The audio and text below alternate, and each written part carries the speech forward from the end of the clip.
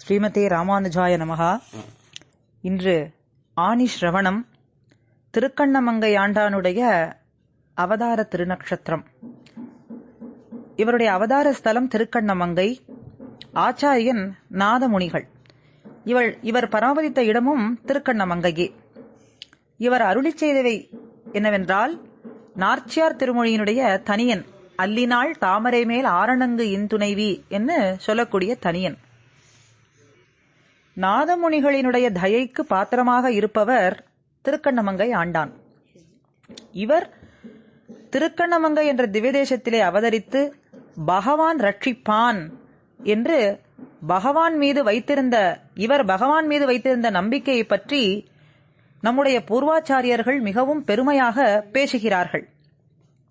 ஸ்ரீவச்சனபூஷண திவ்ய சாஸ்திரத்தில் பிள்ளை லோகாச்சாரியார் இவருடைய மேன்மையான குண விசேஷங்களை பற்றி மிகவும் சிறப்பாக பேசுகிறார். உபாயம் என்று சொன்னால் பகவானை அடைவதற்கான வழி.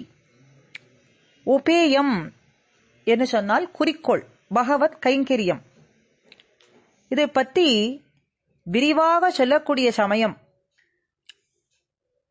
அதை 80வது சூத்திரத்திலே காணலாம். உபாயத்துக்கு பிராட்டியையும் திரௌபதியையும் திருக்கண்ணமங்கை ஆண்டானையும் போலே இருக்க வேண்டும். உபேயத்துக்கு இளைய பெருமாளையும் பெரிய உடையாரையும் பிள்ளை திருநறையூர் அரையரையும் சிந்தையந்தியையும் போலே இருக்க வேண்டும் என்று சொன்னார். உபாயம் என்பது வழி மற்றும் உபேயம் என்பது குறிக்கோள். பகவானே நாம் உய்ய வழி என்றும் அவனுக்கு நாம் பண்ணும் நித்திய கைங்கரியமே மிகவும் முக்கியமான குறிக்கோள் என்றும் சாஸ்திரம் விளக்குகிறது. பகவான் மட்டுமே சர்வ சக்தனாய் சர்வ ரக்ஷகனாய் இருப்பதால் அவரால் எவரை வேண்டுமானாலும் இந்த சம்சார பந்தத்திலிருந்து விடுவிக்க முடியும். அதனால் அவனே உபாயம் என்று ஆகிறான். ஸ்ரீமன் நாராயணனே எல்லோருக்கும் எஜமானன் என்பதால் ஸ்ரீமன் நாராயணனும் அவனது பத்னியுமான பெரிய பிராட்டியாரும் இருக்கும் அந்த சேர்த்தியிலே கைங்கரியம் செய்வதே அதுவே மிகச்சிறந்த உபேயமாகும் என்று சொல்றார். இப்போ உபாயத்துக்கு சில உதாரணங்களை சுருக்கமா பார்ப்போம். ராவணன் சீதா பிராட்டியை சிறைப்பிடித்து வைத்திருந்த காலத்திலே பிராட்டி தன்னுடைய சக்தியின் மூலம் ராவணனை தண்டித்து விட்டு சென்றிருக்கலாம். ஆனால் அவள் அப்படி செய்யவில்லை. ஹனுமாருடைய வாலில் ராட்சசர்கள் தீ வைத்த போது பிராட்டி தன்னுடைய சக்தியை நிரூபித்து காட்டினாள். எப்படி என்று சொன்னால், சீதோ பவா, இந்த நெருப்பு குளிர்ந்து இருக்கட்டும் என்று கூறி பிராட்டி குளிர கடாட்சித்ததால் ஹனுமானுக்கு அந்த நெருப்பு சுடாமல் குளிர்ந்திருந்தது. ஆனால் அவள் பெருமாளை ஸ்ரீராமன் மட்டுமே சார்ந்திருக்க வேண்டும் என்று இந்த உலகத்திற்கு எடுத்துக்காட்டினாள். எப்படி என்றால், அவள் தன்னை காத்துக்கொள்ள தன்னுடைய எந்த சக்தியையும் உபயோகப்படுத்தாமல் பெருமாளே வந்து தன்னை காப்பாற்ற வேண்டும் என்று காத்திருந்தாள். இது ஒன்று. இரண்டாவது, கௌரவர்கள் அனைவரும் இருக்கும் சபையிலே திரௌபதியை அவமானப்படுத்திய பொழுது தன்னுடைய லஜ்ஜையை விட்டு தன்னைத்தானே ரட்சித்துக் கொள்ள முடியாமல் கைகளை தூக்கி கோவிந்தா கோவிந்தா என்று கதறினாள். அவள் புடவையை தன் கைகளால் பிடித்துக் கொள்ளாமல் கிருஷ்ணன் காப்பாற்றுவான் என்று முழு நம்பிக்கையுடன் 2 கைகளையும் கூப்பினாள். இது 2. எம்பெருமானே நமக்கு தஞ்சம் என்று இவர் தன்னுடைய செயல்கள் அனைத்தையும் விட்டுவிட்டு திருக்கண்ணமங்கை திவ்யதேசத்து எம்பெருமானான பக்தவச்சல பெருமாளையே தஞ்சமடைந்தார். இந்த சூத்திரத்தின் வியாக்கியானத்தில் ஆண்டானுடைய நிஷ்டையை மிகவும் அழகாக விளக்கியுள்ளார் மாமுனிகள். ஒரு நாள் ஒரு நாயை ஒருவன் அடித்ததை ஆண்டான் பார்த்தார். இதை பார்த்த அந்த நாயின் சொந்தக்காரர் மிகவும் கோபம் கொண்டு அதை அடித்தவருடன் சண்டை போட்டார். இருவரும் தங்களுடைய கத்தியை வெளியே எடுத்து சண்டையிட்டார்கள். அது மட்டுமல்லாமல் ஒருத்தர் கொல்லவும் தயாரானார்கள். இதை பார்த்தவுடன் மிகச்சிறந்த எண்ணம் ஆண்டானுக்கு தோன்றியது. ஒரு சாதாரண மனிதன் தனக்கு சொந்தமான ஒரு நாயை அடித்ததற்காக கோபப்பட்டு கேவலம் அந்த வஸ்து தனக்கு சொந்தமானது என்பதற்காக அடித்தவரை கொல்ல வேண்டும் என்ற அளவுக்கு செல்வான்னு சொன்னால், ஒருவன் சர்வ ரக்ஷகனான எம்பெருமானிடம் நாம் சரணாகதி பண்ணிவிட்டு அவனே நம்மை காப்பாற்றுவான் என்று இருந்தால் தேவர்களுக்கெல்லாம் தேவனான ஸ்ரீமன் நாராயணன் நம்மை ரட்சிப்பாது இருப்பானா என்று அவர் சிந்தித்தார். இதை சிந்தித்த உடனேயே அத்தனை பேர் மீதும் வைத்திருந்த பற்றை விட்டார். தன்னை காத்துக்கொள்ள வேண்டும் என்ற எந்த எண்ணமும் கவலையும் இல்லாமல் கோவிலுக்கு சென்று அங்கேயே இருந்தார். இங்கே எதுவும் செய்யாமல் அனைத்து செயல்களையும் விட்டார் என்பதை நாம் இங்கே புரிந்து கொள்ளலாம். ஆனால் மாமுனிகள் இவர் கொள்கையை மிகவும் அழகாக விவரித்துள்ளார். அவருடைய அழகான வார்த்தைகள் என்னவென்று சொன்னால், சர்வரக்ஷண ஹேத்துவான வியாபாரங்களை விட்டான் என்றபடி, அதாவது அவர் தன்னை ரட்சிக்கும் பொருட்டு அனைத்து செய்கைகளையும் செயல்களையும் கைவிட்டார் என்று இந்த வார்த்தை. இதற்கு என்ன அர்த்தம்? அவர் எம்பெருமானுக்கு பண்ணும் கைங்கரியங்களை விடாமல் செய்து வந்தார், ஆனால் தன்னை ரட்சித்துக் கொள்ளும் முயற்சியை கைவிட்டார் என்பதுதான் இதனுடைய பொருள். ஜெகநாச்சாரியாரும் இதே கொள்கையை எடுத்து காட்டுகிறார். ஆக உபாயம் பார்த்தோம். இனிமேல் உபேயம் என்பதை சுருக்கமா பார்ப்போம். உபேயம், இளைய பெருமாள் லக்ஷ்மணன் பெருமாளை விட்டு ஸ்ரீராமரை விட்டு ஒரு பொழுதும் இணை பிரியாமல் இருந்தார்.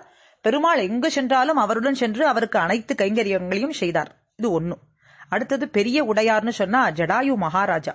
சீதா பிராட்டியை காப்பாற்ற வேண்டும் என்று ராவணனுடன் சண்டையிடும் பொழுது தனக்கு தீங்கு ஏற்படும் என்று நினைக்காமல் சண்டையிட்டார். அவருடைய முழு எண்ணமும் பிராட்டியை அந்த ராவணனிடமிருந்து காப்பாற்ற வேண்டும் என்றே இருந்தது. ஆனாலும் அவர் இறுதியிலே கொல்லப்பட்டார். 2. மூன்றாவது பிள்ளை திருநறையூர் அரையர். இவர் மற்றும் இவருடைய குடும்பமே தொட்டியம் திருநாராயணபுரத்துக்கு திருவரங்கத்துக்கு அருகில் இருக்கும் ஸ்தலம் எம்பெருமானுக்கு கைங்கரியம் செய்து வந்தார்கள். ஒருமுறை தீயவர்கள் சிலர் அந்த கோயிலை தாக்கி அந்த அர்ச்சாவதார பெருமாளுக்கு தீ வைத்து விட்டார்கள். இதை பார்த்து பொறுக்க முடியாமல் எம்பெருமானை காப்பாற்றுவதற்காக இவர் மற்றும் இவருடைய குழந்தைகள், தர்மபத்னி அனைவருமே அர்ச்சாவதார திருமேனியை அணைத்துக் கொண்டார்கள். அந்த காலத்தில் தீயினால் ஏற்பட்ட காயத்தினால் அவரும் அவருடைய குடும்பமும் உயிரையே விட்டார்கள். இப்படி எம்பெருமானுக்காக தம்மையே அர்ப்பணித்ததை நம்முடைய பூர்வாச்சாரியர்கள் மிகவும் பெருமையாக பேசுகிறார்கள். ஆக இளைய பெருமாள், பெரிய உடையார், பிள்ளை திருநறையூர் அரையர் பார்த்தோம். கடைசியா சிந்தையந்தி, பிரஜபூமியிலே வாழ்ந்த ஒரு கோபிகை. இவள் கண்ணன் எம்பெருமான் மீது மிகவும் அன்பு வைத்திருந்தாள். ஒரு நாள் கண்ணன் அவனுடைய அழகான வேணுகானத்தை கேட்டவாறே மிகவும் ஆனந்தம் கொண்டாள். தன்னுடைய கிரகத்தை விட்டு உடனே சென்று எம்பெருமானை சேவிக்கணும்னு ஆசையும் கொண்டாள். வீட்டில் இருந்த பெரியவர்கள் அனுமதிக்கவில்லை. அவளால் உடனே அவளுடைய கிரகத்திலிருந்து கிளம்ப முடியவில்லை என்பதால் மிகவும் துக்கப்பட்டாள்.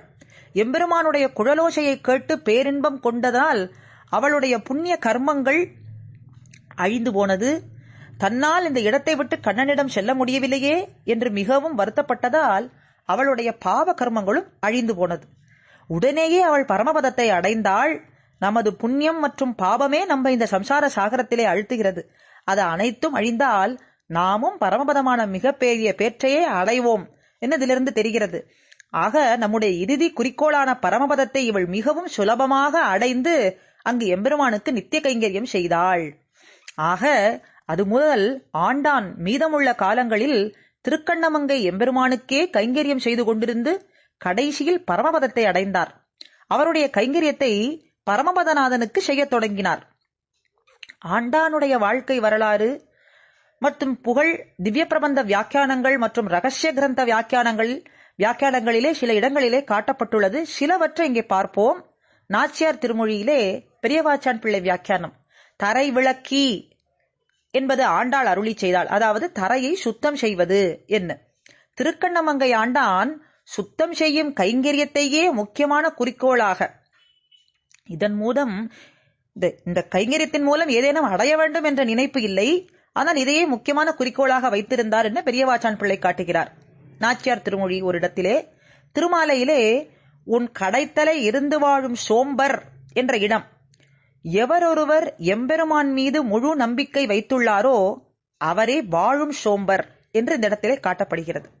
அதாவது ஒரு நாயினுடைய சொந்தக்காரர் அதை காப்பாற்றியதை பார்த்தவுடன் ஆண்டான் பக்தவச்சல பெருமாளிடம் இதை அனுஷ்டித்து காட்டியதை வாழும் சோம்பர் என்று பெரியவாச்சான் பிள்ளை விளக்குகிறார். வாழும் சோம்பருக்கு எதிர்மறையானது தாழும் சோம்பர், உண்மையான சோம்பேறியான நபர். இவர்கள் தன்னை எந்த கைங்கரியத்திலையும் ஈடுபடுத்திக் கொள்ளாமல் தங்களுடைய வாழ்க்கையை வியர்த்தமாக கழிப்பார்கள். இது 2வது இடம் திருமாலையிலே. இதுபோல திருவாய்மொழியிலேயும் சரமோபாய நிர்ணயத்திலேயும் இருக்கு. சரமோபாய நிர்ணயத்தை பார்ப்போம். நாதமுனிகள் நம்மாழ்வாரிடமிருந்து 4000 திவ்ய பிரபந்தத்தை ஆழ்வார் திருநகரியிலே கற்றுக்கொண்டு வீரநாராயணபுரத்துக்கு வந்தார். அதாவது காட்டுமன்னார் கோவிலுக்கு வந்தார். அவர் அந்த பிரபந்தத்தை அந்த திவ்ய தேசத்து எம்பெருமான் மன்னனார் திருமுன்பே சேவித்து அவரிடமிருந்து மரியாதையை பெற்றுக்கொண்டார். அவர் தம்முடைய திருமாளிகைக்கு வந்தவுடன் தனது மருமகன்களான கீழையகத்தாழ்வான் மற்றும் மேலையகத்தாழ்வான் அழைத்து அவர்களிடம் தாம் ஆழ்வாரால் அருளப் பெற்றதையும் ஆழ்வார் பவிஷ்யத்து ஆச்சாரியரை தன்னுடைய கனவிலே இந்த லோகத்தில் உள்ள ஒவ்வொருவரும் உய்வதற்கு வரும் காலத்தில் எம்பெருமானார் அவதரிக்கப் போகிறார் என்று கூறினார். ஆழ்வார் அவதரிக்கப் போகிற ஆச்சாரியரின் திருமேனியையும் கனவிலே காட்டிக் கொடுக்கிறேன்னு சொன்னார். சொன்னதை காட்டியதையும் விளக்கமாக தன்னுடைய மருமகன்களிடம் விளக்கமாக சொன்னார்.